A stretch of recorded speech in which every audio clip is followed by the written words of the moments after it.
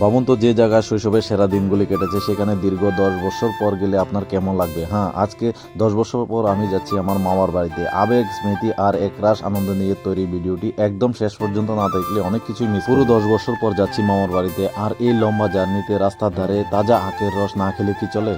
এরপর আমরা আবার বেরিয়ে পড়লাম। দুধারে এই সবুজ রাস্তা আর পুরানো সব স্মৃতি, মনে হচ্ছে যেন সেই ছোটবেলায় ফিরে গেছি। মামার বাড়ি যাব আর মিষ্টি নিব না তা তো হয় না, তাই একটা দোকানে থামলাম। জিভে জল আনা সব মিষ্টি দেখে লোভ সামলাম, তারপর এখান থেকে স্পেশাল কিছু মিষ্টি প্যাক করে নিলাম। এই গরমে একটা চকোবার আইসক্রিম দিয়ে জার্নিটা শেষ করলাম, আর শেষে পৌঁছে গেলাম মামার বাড়ি।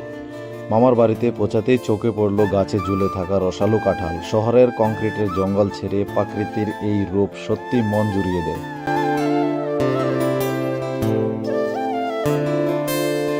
তারপর মামাকে নিয়ে বেরিয়ে পড়লাম ঘুরতে, ওখানকার একটা ঐতিহাসিক জায়গা দর্শন করতে। এখানে এসে আমরা কিছুক্ষণ আড্ডা আর সেলফি তুলে মুহূর্তগুলোকে ফ্রেমবন্দি করলাম।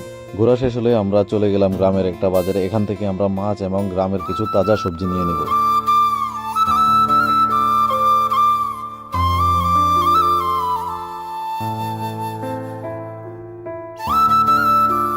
মামার বাড়ির এই আপ্যায়ন আর ভালোবাসা সত্যি অতুলনীয়। 10 বছর পর কাটানো এই দিনটি আমার চিরকাল মনে থাকবে।